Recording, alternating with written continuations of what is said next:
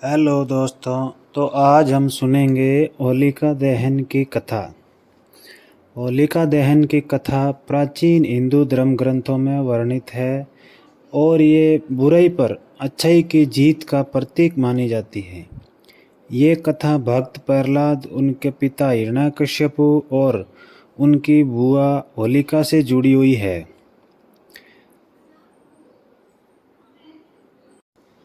कथा का प्रारंभ करेंगे हम हिरण्यकश्यपु के अहंकार से। प्राचीन काल में एक अत्यंत शक्तिशाली और असुर राजा हिरण्यकश्यपु था।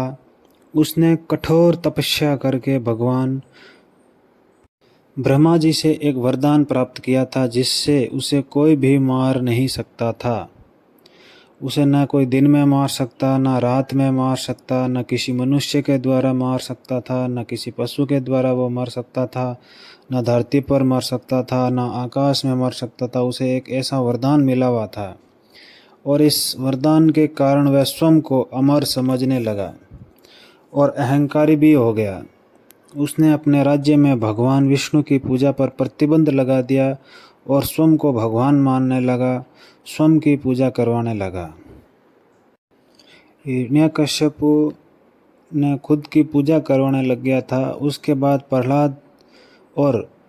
प्रहलाद की भक्ति और हिरण्यकश्यपु का क्रोध। हिरण्यकश्यपु का पुत्र प्रहलाद था, जो भगवान विष्णु का अनंत भक्त था। उसने हर परिस्थिति में भगवान विष्णु की भक्ति नहीं छोड़ी थी। जब हिरण्यकश्यपु को यह पता चला कि उसका पुत्र उसी भगवान विष्णु की आराधना कर रहा है जिसे उसने अपना शत्रु मान लिया था, तो वो अत्यंत क्रोधित हो गया और हिरण्यकश्यपु ने प्रहलाद को विष्णु भक्ति छोड़ने के कई बार समझाया, लेकिन वह नहीं माना।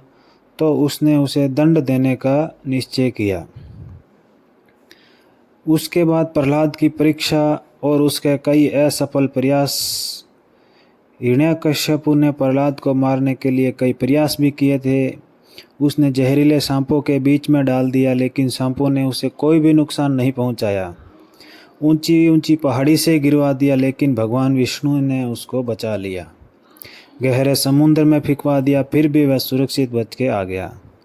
हाथी के पैरों तले कुचलवाने का प्रयास किया, लेकिन हाथी ने उसे कोई भी नुकसान नहीं पहुंचाया। हर बार भगवान विष्णु की कृपा से प्रहलाद बच जाता था और हिरण्यकश्यपु का क्रोध और बढ़ता चला गया। उसके बाद होलिका का छल और उसका अंत किस प्रकार से हुआ। हिरण्यकश्यपु की बहन होलिका को यह वरदान प्राप्त था कि वह आग में नहीं जल सकती थी। हिरण्यकश्यपु ने प्रहलाद को मारने के लिए होलिका से सहायता मांगी। योजना के अनुसार होलिका प्रहलाद को गोद में लेकर अग्नि में बैठ गई, ताकि प्रहलाद जल जाए और वह सुरक्षित रहे। लेकिन भगवान विष्णु की कृपा रही। होलिका यह छल असफल हो गया। उसकी वरदान में यह शर्त थी कि यदि वह किसी निर्दोष की हानि पहुंचाने के उद्देश्य से अग्नि में बैठेगी तो वह स्वयं जल जाएगी। अग्नि में बैठते ही होलिका जलकर भस्म हो गई, लेकिन प्रहलाद सुरक्षित बाहर निकल आया। इसके बाद हिरण्यकश्यपु का अंत, भगवान नरसिंह का प्रकट होना।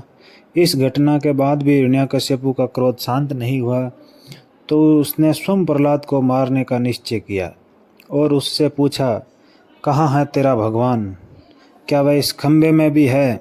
तब प्रहलाद ने उत्तर दिया, भगवान हर जगह है। क्रोधित होकर हिरण्यकश्यपु ने खंभे पर प्रहार किया। तभी खंभा फट गया और भगवान नरसिंह आधे नर और आधे सिंह के रूप में प्रकट हो गए। भगवान नरसिंह ने हिरण्यकश्यपु को संध्या के समय, दिन और रात के संधि काल में, द्वार की चौखट पर, न धरती में न आकाश में पैर रखकर अपने नाखूनों से, न अस्त्र से न शस्त्र से हिरण्यकश्यपु को मार डाला। इस प्रकार भगवान विष्णु ने हिरण्यकश्यपु का वध कर प्रहलाद को बचाया और अधर्म का अंत किया। होलिका दहन का महत्व यही है कि होलिका दहन अच्छाई की बुराई पर विजय का प्रतीक है। इस दिन लोग लकड़ियाँ और उपलों से अग्नि जलाकर होलिका का दहन करते हैं और पुरानी बुरी आदतों और नकारात्मकता को त्यागने का संकल्प लेते हैं।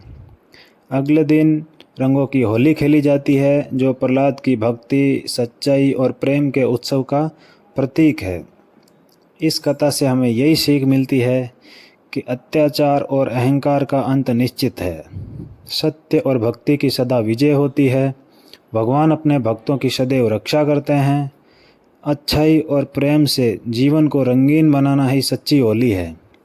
इसी कारण होली का त्यौहार हर्षोल्लास और भक्ति के साथ मनाया जाता है।